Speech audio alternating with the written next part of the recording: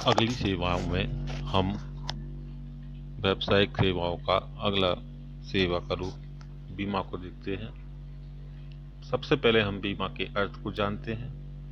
बीमा एक प्रकार का ऐसा अनुबंध है जिसके अंतर्गत एक पक्षकार बीमाकर्ता या बीमा कंपनी होती है, दूसरा पक्षकार बीमित व्यक्ति जो कि एक प्रतिफल के बदले में बीमा को की प्रीमियम को देता है।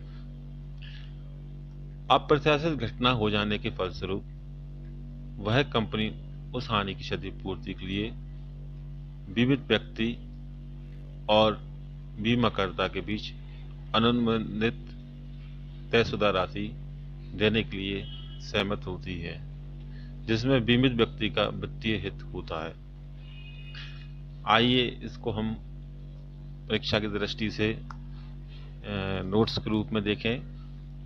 तो बीमा का अर्थ, बीमा एक प्रकार का अनुबंध है जिसके अंतर्गत एक पक्षकार बीमाकर्ता या बीमा कंपनी किसी दूसरे पक्षकार बीमित को एक प्रतिफल बीमा प्रीमियम के बदले में किसी अप्रत्याशित घटना के फलस्वरूप होने वाली उस हानि, क्षति या टूट फूट की भरपाई के लिए तयशुदा राशि देने के लिए सहमत हो जाता है, जिसमें बीमित व्यक्ति का वित्तीय हित होता है। आइए इसके कुछ विशेषताओं के बारे में बातें करते हैं। पहला बिंदु, अगर हम विशेषताओं में देखें बीमा का, तो परम सद्विश्वास का सिद्धांत। परम सद्विश्वास के सिद्धांत में बीमा अनुबंध बीमाकर्ता तथा बीमित के बीच पारस्परिक विश्वास तथा भरोसे पर निर्भर होते हैं। हर बीमा अनुबंध की यह शर्त है कि दोनों पक्षकार बीमाकर्ता और बीमित सारी जानकारी एक दूसरे को दें, जिससे उनके अनुबंध में शामिल होने के निर्णय पर प्रभाव पड़ सकता है। दूसरा बिंदु में हम बीमा योग्य हित, इसका अर्थ है बीमा अनुबंध को विषय वस्तु में कोई भी आर्थिक हित होना चाहिए। बीमा योग्य हित का होना किसी भी बीमा अनुबंध की अनिवार्य पूर्व शर्त है। बीमा की गई वस्तु में उसकी स्थिति ऐसी होनी चाहिए कि उस वस्तु के बने रहने से उसे लाभ होगा और नष्ट होने से उसकी हानि। व्यापारी का अपने घर स्टॉक, अपने और अपनी पत्नी तथा बच्चों के जीवन आदि में बीमा योग्य हित होता है, इसलिए इनका बीमा हो सकता है। ऐसी कोई वस्तु का बीमा नहीं हो सकता है जिसमें व्यक्ति का हित ना हो। अगला विशेषता का बिंदु, क्षतिपूर्ति।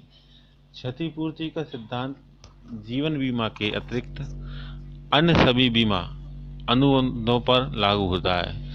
इसका जीवन बीमा पर लागू न होने के कारण यह है कि जीवन बीमा में क्षति का अनुमान नहीं लगाया जा सकता।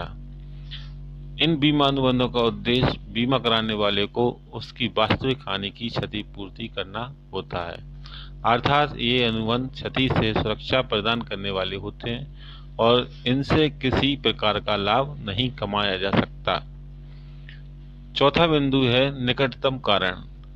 बीमाकर्ता पर हानि का दायित्व तभी आता है जब उस हानि का सबसे नजदीकी कारण वही जोखिम हो जिसका बीमा कराया गया है। यदि हानि किसी अन्य कारण से होती है तो बीमाकर्ता मुआवजा के लिए बाध्य नहीं है। एक से मामले में बीमाकर्ता का दायित्व निर्धारित करने के लिए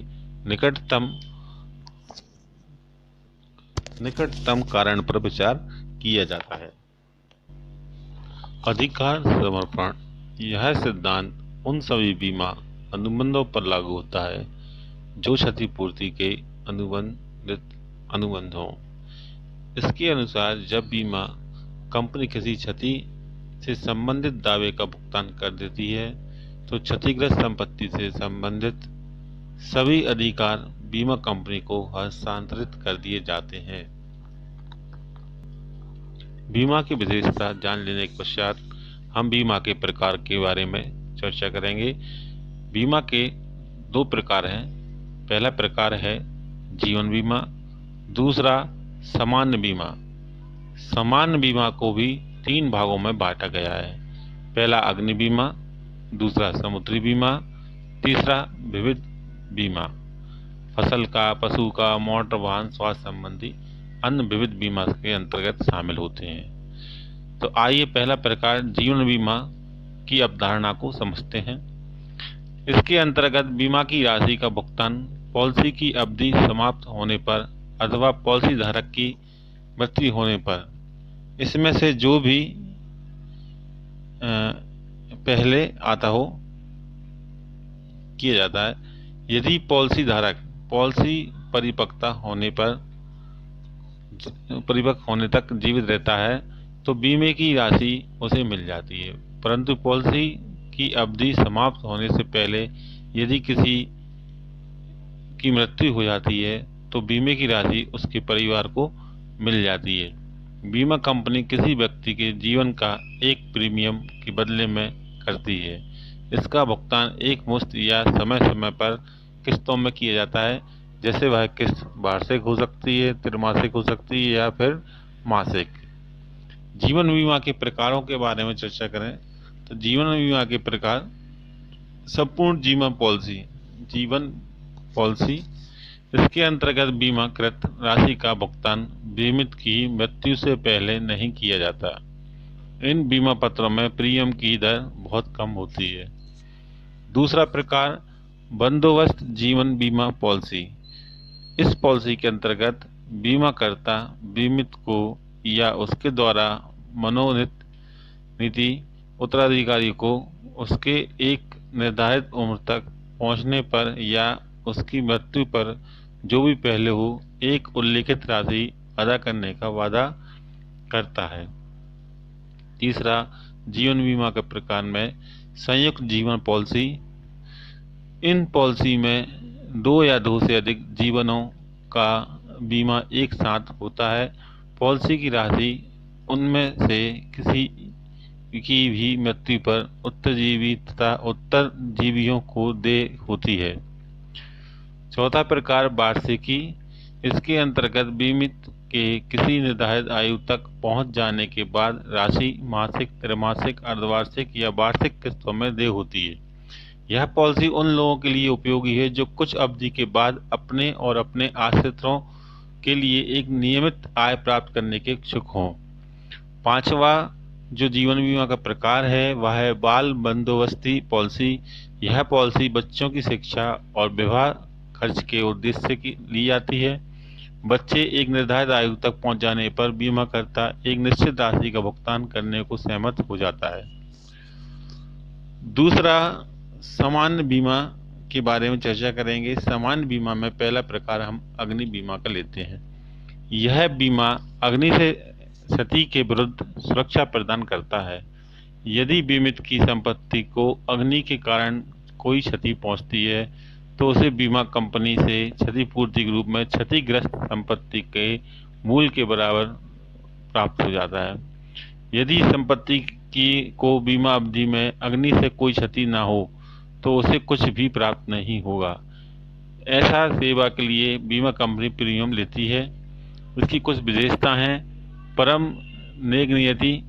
दूसरी विशेषता क्षतिपूर्ति का अनुबंध। बीमित विषय वस्तु के बीमा योग्य हित का होना अनिवार्य होता चाहिए। निकटतम कारण का सिद्धांत है। यह प्रत्येक वर्ष का अनुबंध है। वर्ष बीतने के बाद आने के बाद यह प्राया समाप्त हो जाता है। रियायती दिनों के भीतर प्रीमियम अदा करके इसका नवीनीकरण किया जा सकता है। दूसरा बीमा समुद्री बीमा। विदेशी व्यापार में समुद्र परिवहन एक महत्वपूर्ण भूमिका अदा करता है। समुद्री यात्रा के दौरान जहाज एवं उसमें रखे गए माल को अत्यधिक जोखिम होता है। समुद्री बीमा ऐसे जोखिमों के विरुद्ध कवच प्रदान करता है। बीमा कंपनी द्वारा निर्धारित प्रीमियम का भुगतान करके व्यवसायी अपने माल तथा जहाज के मालिक अपने जहाज का बीमा करवा सकते हैं। समुद्री बीमा 3 प्रकार के होते हैं: जहाज का बीमा, माल का बीमा और भाड़े का बीमा।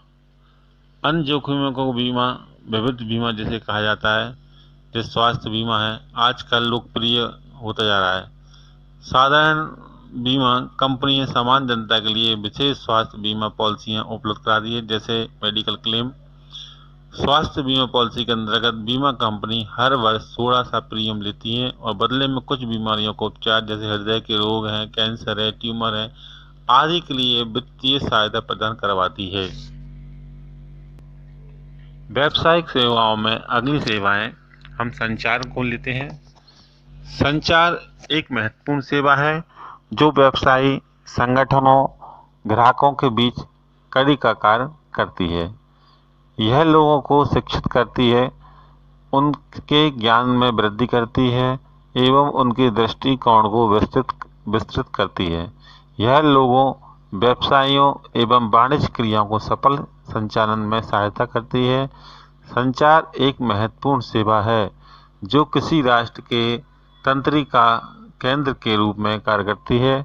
संचार सेवाओं को इस प्रकार वर्गीकृत कर सकते हैं: डाक के रूप में दूरसंचार सेवाएं। पहले हम डाक सेवा को लेते हैं। प्रत्येक व्यवसायी प्रतिदिन बहुत से पत्र, बाजार प्रतिवेदन, पार्सल, मनी ऑर्डर आदि बाहर भेजता है और बाहर से ही प्राप्त करता है। यह सभी सेवाएं डाक एवं तारघर द्वारा प्रदान की जाती हैं, जो कि देश भर में फैले हुए हैं। डाक विभाग द्वारा निम्नलिखित सेवाएं प्रदान की जाती हैं। पहली सेवाएं वित्तीय सेवाएं। ये आम जनता को डाक बैंकिंग सेवाएं प्रदान करते हैं तथा निम्नलिखित बचत योजना के माध्यम से उनकी बचतों को गतिशील बनाते हैं, जैसे कि पब्लिक प्रोविडेंट फंड (PPF). दूसरा, किसान विकास पत्र (KVP), राष्ट्रीय बचत (NSC), आवर्ती जमा योजना। अगली डाक सेवाएं में डाक विभाग द्वारा प्रदान की जाने वाली प्रमुख सेवाएं निम्नलिखित हैं, जैसे UPC पोस्टल सर्टिफिकेट के अंतर्गत।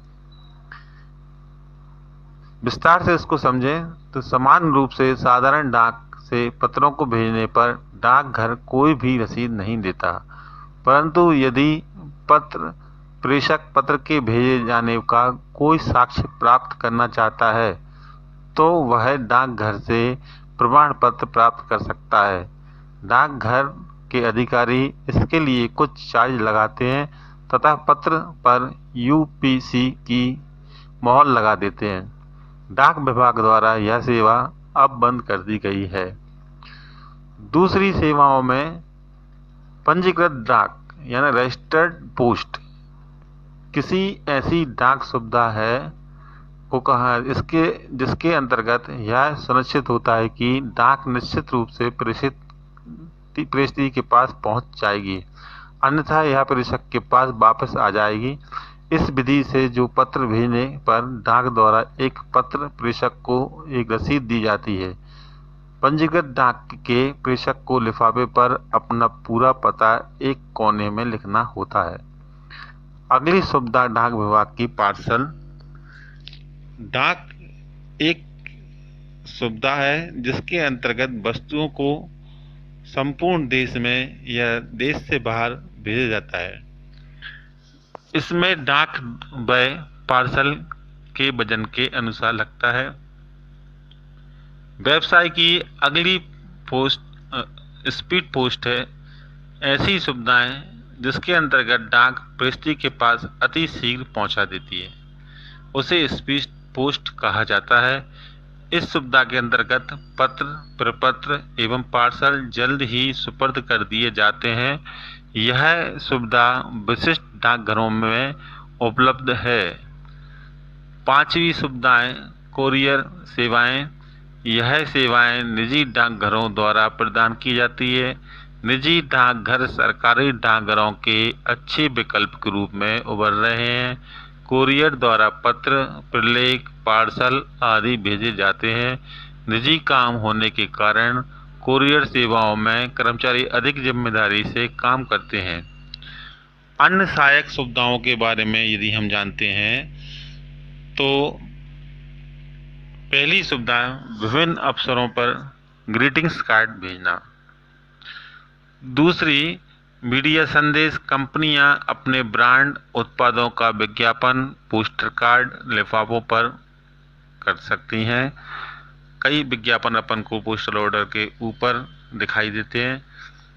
तीसरा, ई बिल डाक BSNL तथा भारतीय एयरटेल हेतु बिलों का भुगतान की सुविधाएं उपलब्ध कराना।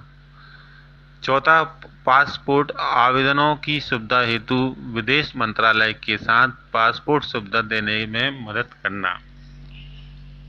व्यावसायिक सेवाओं की अगली सेवाएं हम दूरसंचार के बारे में चर्चा करेंगे। आज के समय में दूरसंचार सेवाओं के बिना व्यापार करना असंभव हो चुका है। दूरसंचार सेवाओं के लिए हम अग्रलिखित बिंदुओं पर समझ सकते हैं। सेलुलर फोन, यह एक तार रहित यंत्र है,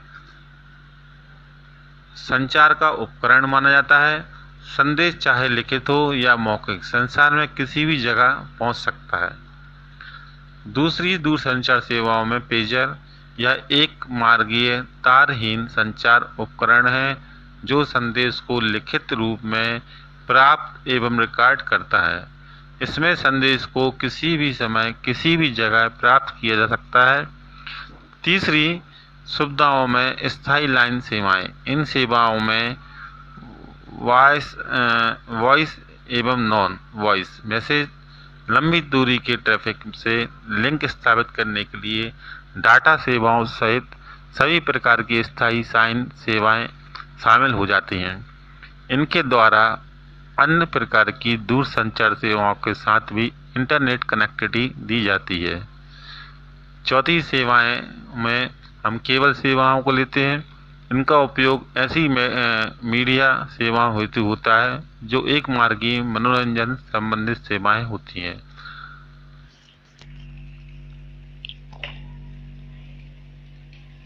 डायरेक्ट टू होम सेवाएं, यह भी एक उपग्रह आधारित मीडिया सेवा को एक छोटे डिश एंटीना एवं सेट ऑफ बॉक्स की सहायता से टेलीविजन पर देखा जा सकता है।